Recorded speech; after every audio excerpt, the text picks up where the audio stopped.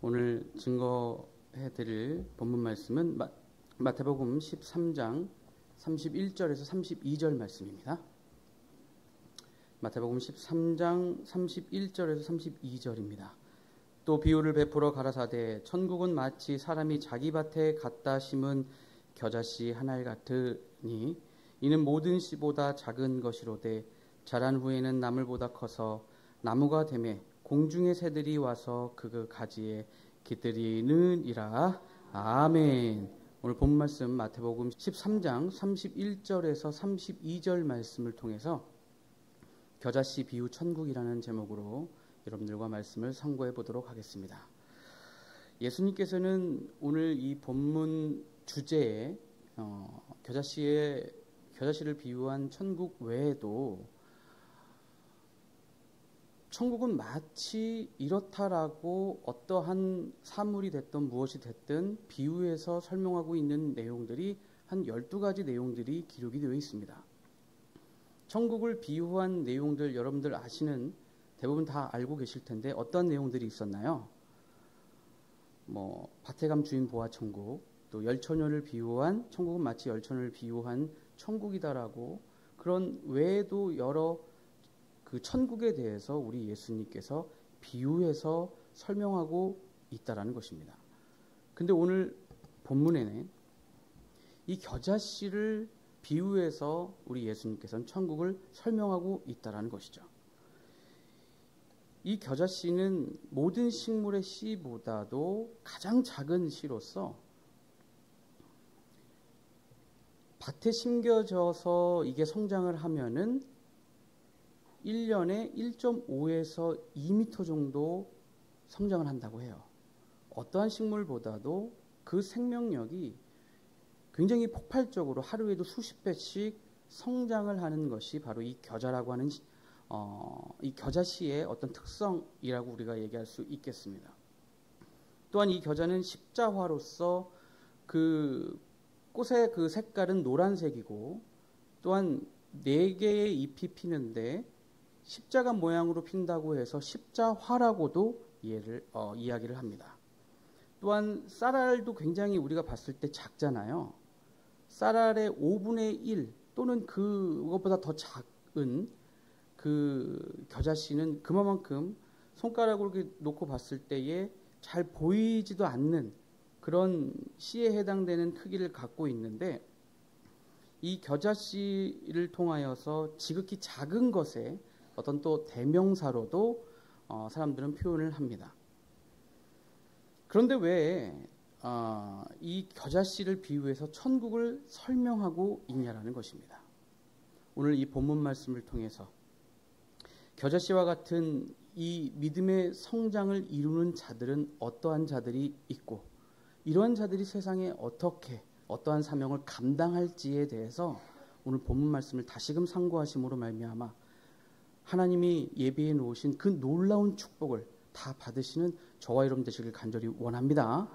오늘날 많은 기독교인들은 이 겨자씨 오늘 본문 말씀뿐만 아니라 마태복음 17장 20절 말씀으로 보시면은 가라사대 너희 믿음은 적은 영고니라 진실로 너희에게 이르노니 너희가 만일 믿음의 한 겨자씨만큼만 있으면 이 산을 명하여 여기서 저기로 옮기라 하여도 옮길 것이요 또 너희가 못할 것이 없느니라 라고 하는 이 말씀을 인용하여서 지극히 작은 어떤 그 시작이 있었지만은 하나님께 구하고 또한 기도로서 간구하였을 때에 큰 열매를 맺을 수 있다라고 하는 그런 메시지들을 통하여 많은 기독교인들에게 신앙의 동기부여를 주고 있는 그런 또 말씀이기도 합니다. 그런데 이 겨자씨로 천국을 비유했다라고 하는 것은 천국은 이렇다라고 하는 것에 우리는 더 초점을 맞춰서 생각을 해야 된다는 거예요. 분명히 우리는 하나님과 예수님을 믿는 목적은 천국에 들어가기 위함이지 않습니까? 그러면 천국이 무엇인지를 어떠한 자들이 어떠한 자격을 갖추어서 들어갈 수 있는지에 대해서 우리는 알아야 된다는 거예요.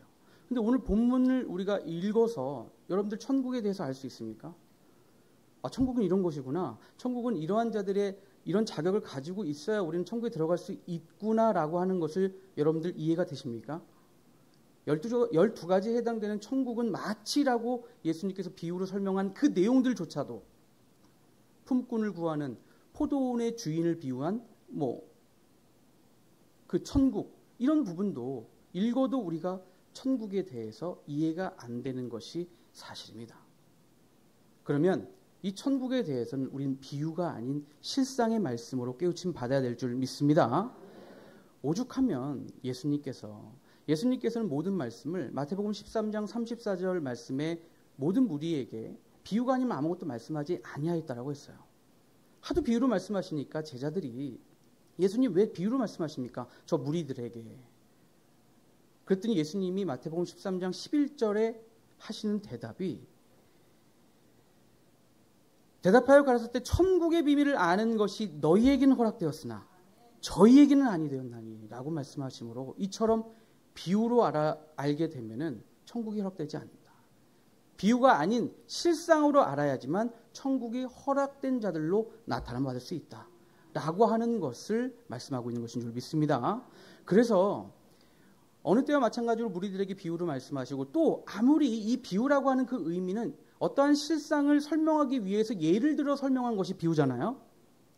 아무리 그럴듯하게 비유로 설명을 해도 그것은 비유일 뿐입니다. 실상이 될 수가 없는 거예요. 어느 때와 마찬가지로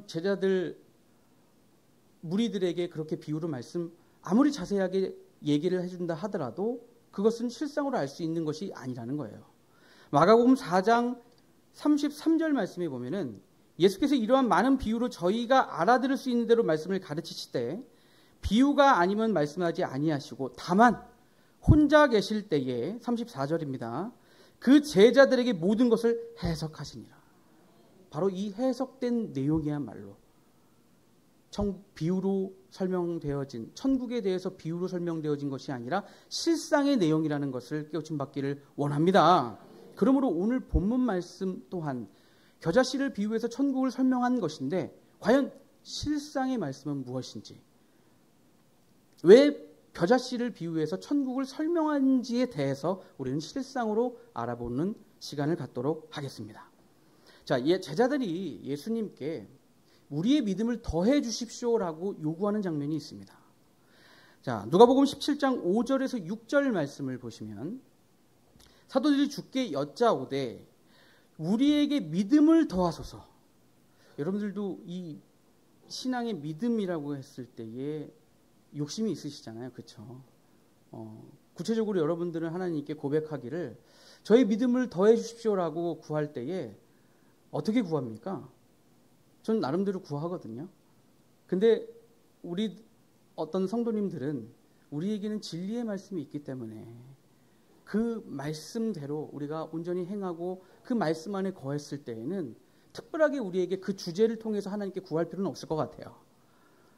뭔가는 하나님의 말씀을 깨닫기를 더 간절히 사모하는 그 마음이 오히려 하나님께 향한 우리의 고백이 되지 않을까라는 생각이 듭니다.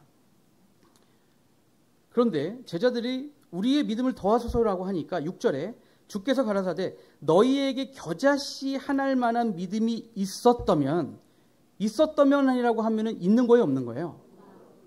없는 거예요? 네, 없는 거죠. 이 뽕나무더러 뿌리가 뽑혀 바다에 심기우라 하였을 것이요 그것이 너희에게 순종하였으리라. 이게 무슨 말인가요? 여러분들 이것도 비유로 기록되어져 있는데 여러분들 이해되세요? 물론 이 자리에 계신 분들은 알고 계시겠지만, 근데 이 본문 말씀의 결론을 잠깐 설명을 드리면, 물론 우리는 이것의 실상의 어떠한 말씀인지를 우리가 알아보겠지만은 이 말씀은 이 뽕나무가 세상 바다에 심겨지는 것이 세상을 구원하는 일이고 그것이 천국에 이루어진다라고 하는 그 의미가 이 누가복음 17장 5절에서 6절에 포함되어 있습니다. 그것을 우리는 비유로 기록되어져 있는 이 말씀을 실상으로 우리가 알아보기 전에, 그렇다면 이 뽕나무더러 뿌리가 뽑혀 바다에 심기우라 하였을 것이요 그것이 순종하여 하리라라고 하는 이 의미를 알기 위해서는 뭐가 먼저 전제가 되는 거예요? 전제가 돼야 되는 거예요.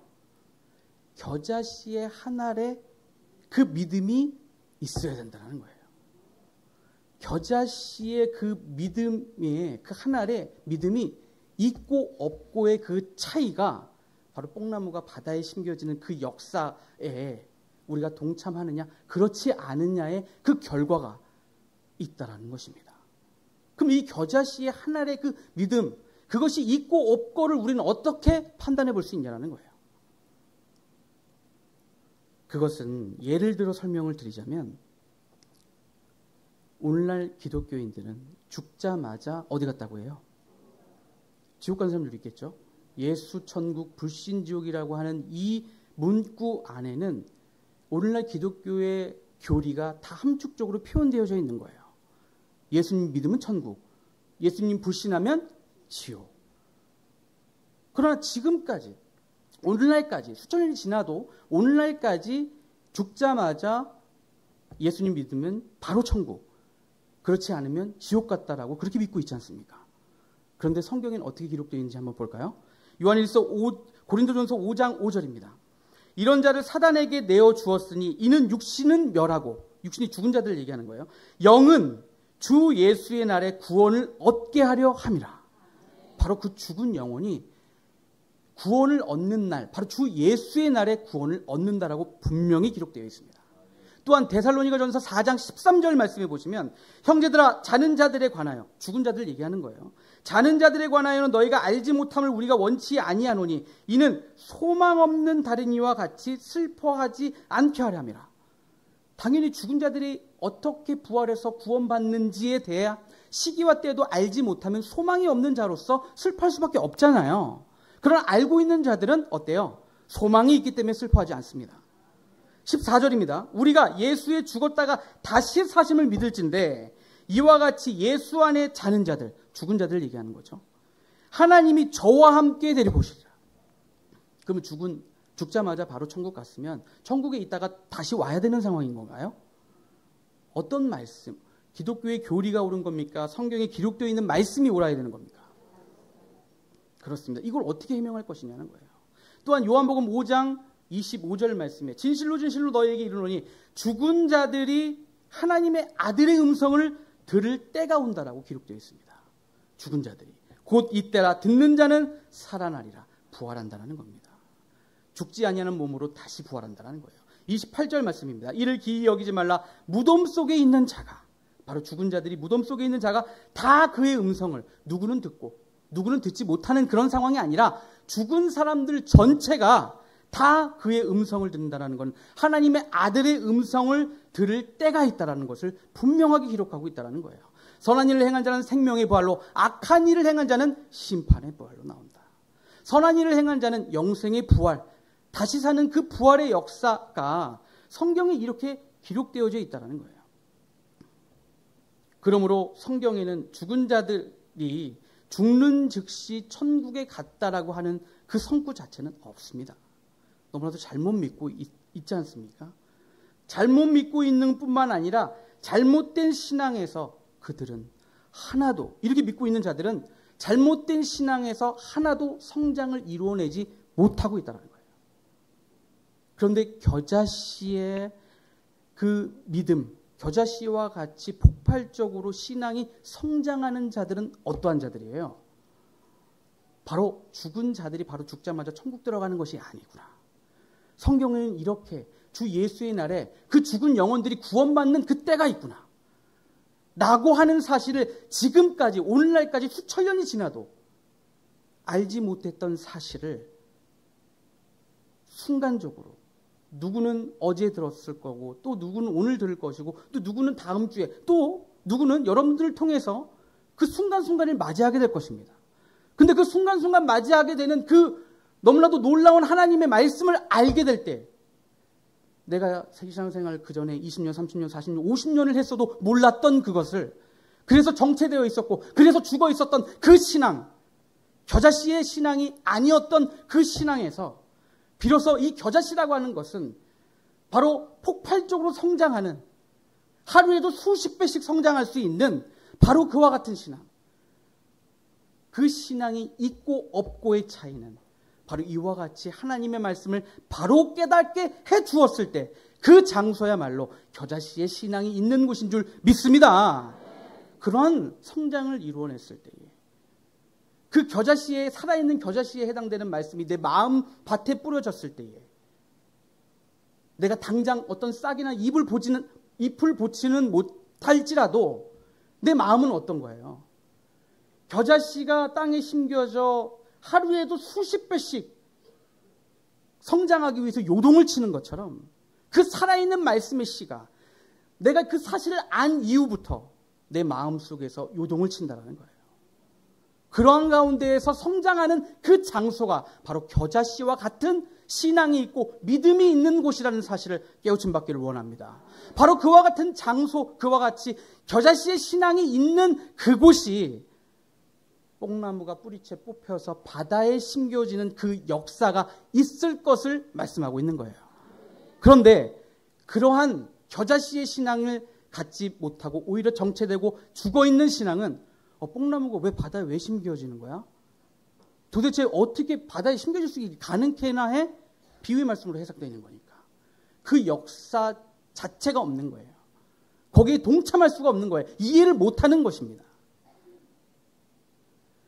자, 그렇다면 이 말씀은 누가복음 17장 5절에서 6절에 해당되는 말씀은 종말의 구원의 역사는 하나님의 밭에 심겨진 뽕나무가 바다에 심겨지는 그래야 세상 나라 우리 주와 그리스도의 나라가 이루어지고 천국이 이루어진다라고 하는 그와 같은 내용이 포함되어져 있는데 그렇다면 이 뽕나무에 대해서 우리는 알아봐야 되겠습니다. 뽕나무가 무엇인지 이 뽕나무는 어디에 쓰여지는지 한번 우리가 살펴보도록 하겠습니다. 이 뽕나무 잎은 어떤 그 벌레가 먹습니까? 누에가 먹습니다. 누에가 먹고 나서 입으로 토해내어서 그 실이 바로 명주실의 원료가 되는 것입니다. 그러니까 그 누에의 입에 토해내는 그 실로 자기 몸을 칭칭칭 감죠. 그리고 그 집을 만드는데 그것이 바로 누에 고치. 그 누에 고치로 인해서 바로 명주 실을 만드는 원료가 되는 것입니다. 그런데 그 누에 고치 보통 크기를 제가 이미지로 보니까 요만해요. 동그랗게.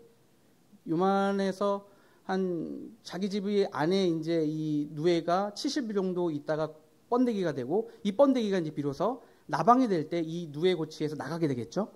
근데 이 누에 고치의 이 실을 쫙 늘어놓으면 되게 가느다란 실인데 그 길이가 하나당 1200m에서 1500m라고 해요. 키로로 환산했을 땐 1.2kg에서 1.5kg에 해당되는. 그런데 이 실로 명주실이라고 하는 이 실로 배옷, 비단 옷을 짤 수가 있는 거예요. 그러면 이 누에는 다른 나뭇잎을 막 먹어도 그 실을 낼 수가 있어요? 아니라는 거예요. 실을 낼 수 있는 나무는 바로 뽕나무여야만 됩니다. 그래서 뽕나무의 비유를 쓰시는 거예요. 우리도 영적인 신앙의 옷을 입어야 된다는 것을 깨우침 받기를 원합니다. 우리는 영적인 신앙의 옷을 입어야 하는 거예요. 이 비단 옷은 무슨 옷이겠습니까? 성경에 기록되어 있는 성경의 표현대로 보자면 아주 가느다란 그 실이니까 바로 가는 배옷 세마포를 뜻하는 것입니다. 계시록 19장 7절에서 8절 말씀을 보시면 우리가 즐거워하고 크게 기뻐하여 그에게 영광을 돌리세 어린 양의 혼인계약이 이르렀고 그 아내가 예배하였으니 그에게 허락하사 빛나고 깨끗한 세마포를 입게 하셨은즉 이 세마포는 성도들의 옳은 행실이로다 하더라라고 말씀을 하고 있어요. 자, 성도들의 옳은 행실의 옷을 누가 입었대요? 바로 어린 양 혼인잔치를 예배하고 준비하고 있는 신부가 입었다라고 얘기하고 있습니다. 계시록 21장 9절에서 10절에 해당되는 내용을 보면은 이 어린 양의 신부를 뭘로 표현하고 있냐면 신부를 보이라고 하였더니 그 신부가 계시록 21장 10절 말씀에 거룩한 성 예루살렘을 보였다라고 했어요. 그런데 이 거룩한 성 예루살렘을 신부로 비유하고 있는데 이 신부가 입은 옷이 뭐예요? 성도들의 옳은 행실인 세마포를 입었어요. 그러면 결국엔 이 신부라고 하는 것은 거룩한 성 예루살렘이라고 했으니까 바로 옳은 행실을 가진 성도들과 함께 이 신부 그 곧 거룩한 성 예루살렘을 이 신부와 또한 거룩한 성도들이 함께 이루고 있는 이 거룩한 성이 결국엔 이 마지막 때에 성취될 것을 우리에게 분명하게 말씀하고 있는 것입니다. 이건 예언의 말씀인데요. 계시록 19장 7절에서 8절에 해당되는 이 말씀이 성취되려면 무엇이 먼저 이루어져야 되겠습니까? 왜?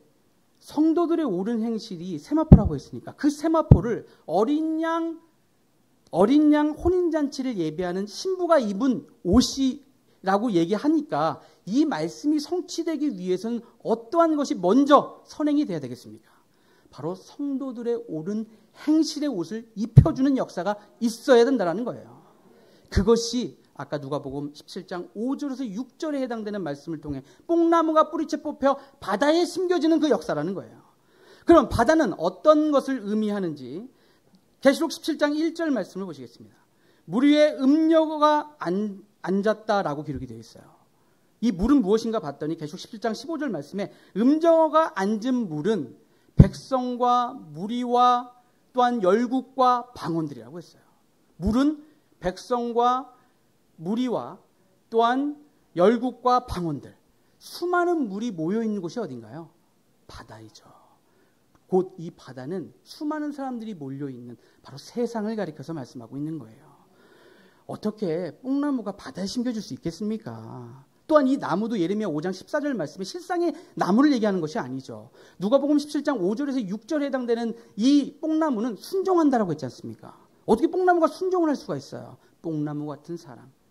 근데 이 뽕나무만이 씨를 낼 수 있으니, 명주씨를 낼 수 있으니 그 명주씨를 통하여 바로 하나님의 진리의 말씀을 듣게 해주고 그 진리의 말씀을 통해서 하나님의 옳은 행실을 알려주고 가르쳐 주었을 때 신앙의 옷을 입혀주는 그와 같은 역할, 그와 같은 사명이 바로 이 뽕나무에게 있다라는 것을 우리에게 분명하게 말씀하고 있는 것인 줄 믿습니다. 이것이 세상 바다에 심겨졌을 때 바로 그와 같은 성도들의 옳은 행실이 무엇인지 그 옷을 바로 누에가 뽕나무를 먹고 토해내는 그것이 결국에는 이 뽕나무 잎은 하나님의 말씀이라고 우리가 비유해서 설명해 볼 때 토해낸다는 건 뭐예요? 토해내는 그 실로 많은 사람들의 그 신앙의 옷을 입혀줘야 된다는 거예요. 만들어 입혀줘야 된다는 거예요.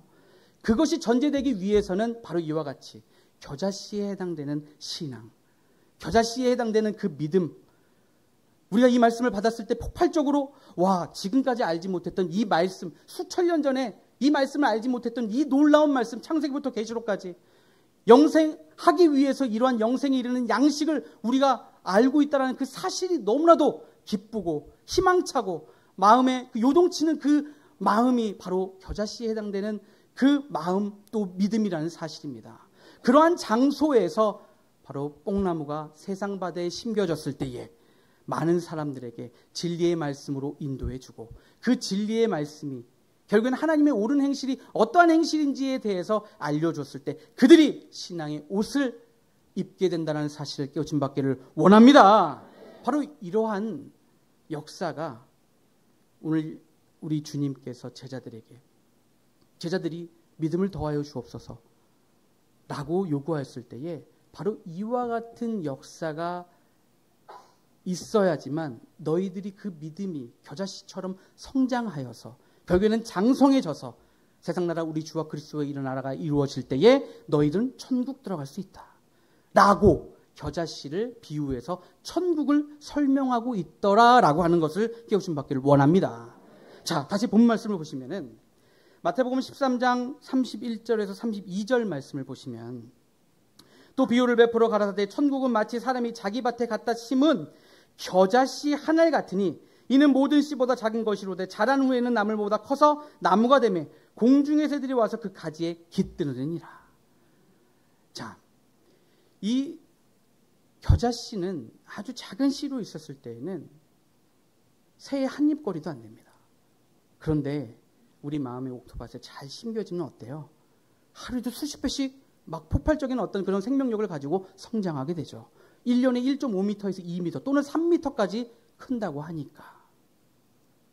근데 이 본문에 기록되어 있는 이 새는 어떠한 것을 상징하냐면 마태복음 13장 4절 말씀에 보시면 예수께서 비유로 여러 가지로 저희에게 말씀하여 가라사대 씨를 뿌리는 자가 뿌리러 나가서 뿌릴새 덜어는 길가에 떨어짐에 새들이 와서 먹어버렸고 길가에 떨어지면 새들이 와서 먹어버린대요.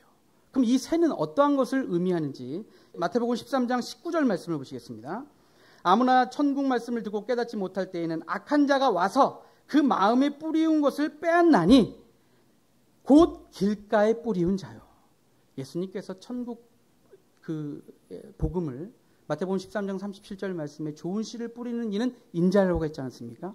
밭은 세상이요 좋은 씨는 천국의 아들들이요. 천국의 아들들을 거두기 위해서 좋은 씨를 뿌렸다라는 거예요. 근데 이 좋은 씨는 마가복음 4장 14절 말씀에 뿌리는 자는 말씀을 뿌리는 거다라고 말씀하고 있는 거예요. 그런데 그 말씀의 씨가 마음의 밭에 옥토밭에 뿌려진 게 아니라 길가에 떨어지면 새들이 와서 먹는다라는 그 새는 바로 악한 자를 상징해서 말씀하고 있다는 거예요. 그러나 이 겨자씨가 잘 자라서 성장해서 온전히 성장되었을 때는 그 악한 자로 비유된 새들이 깃드느니라. 그냥 놀다 간다라는 거예요.